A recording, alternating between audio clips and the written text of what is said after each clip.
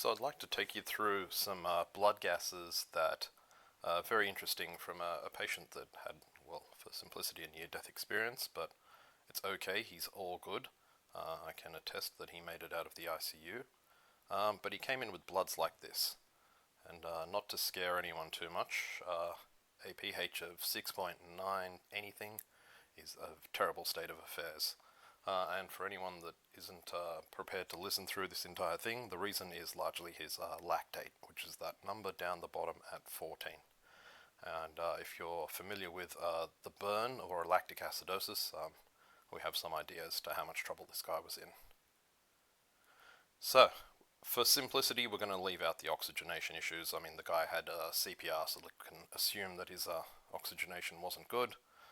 This is a venous gas, so I will not attempt to interpret the venous PVO2, and I would not say that his FiO2 was 21%, but for what we're going to do here is just go through complex numbers the way I approach them.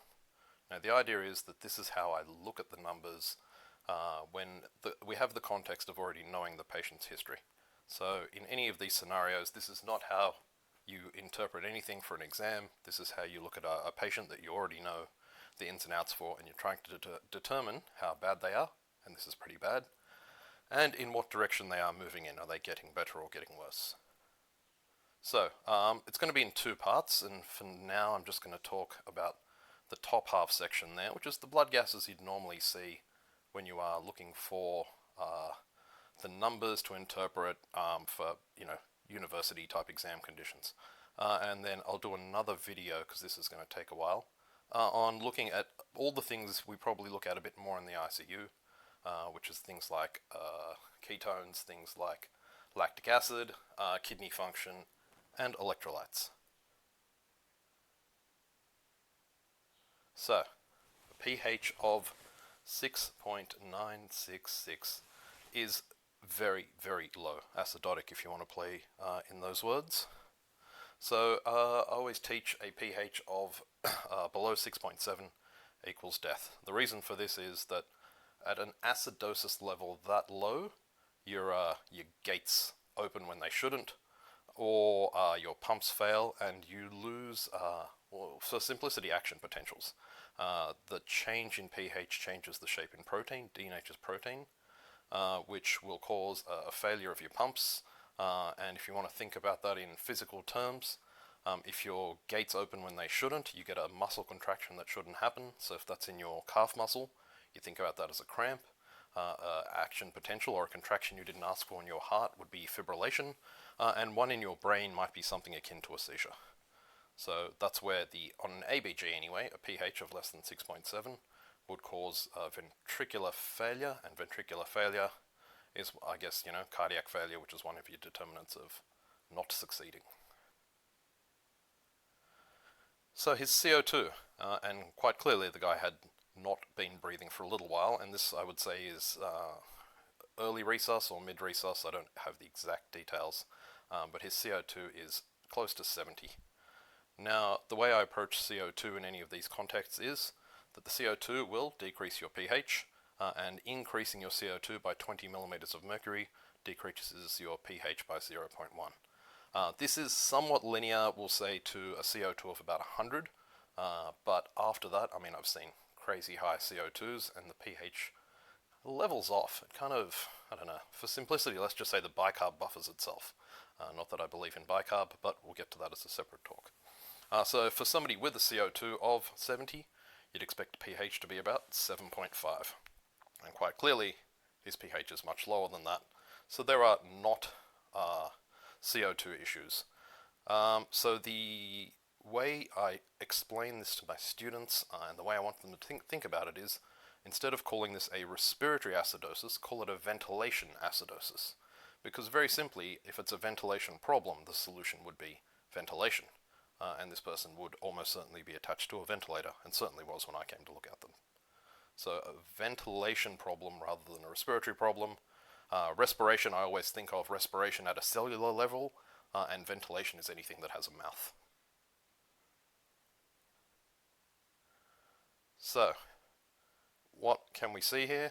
Well, a problem of pH partly a problem of CO2, but largely a problem of base excess.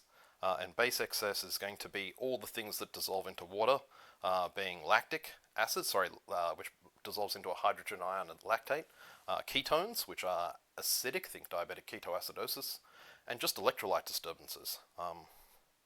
And in this case, it's very negative, and back to what I was saying earlier, we can confirm the guy was in a lactic acidosis, and he had a significant amount of downtime and CPR.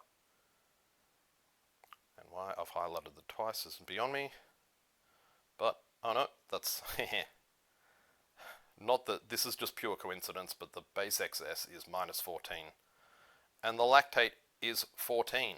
And I want you to just pay attention to the units. The units of all of these numbers are the same units for base excess, which should lead you to start thinking that base excess is a real thing and involves real parts of your blood counts, which is all the things that dissolve into water, and it's in millimoles per liter.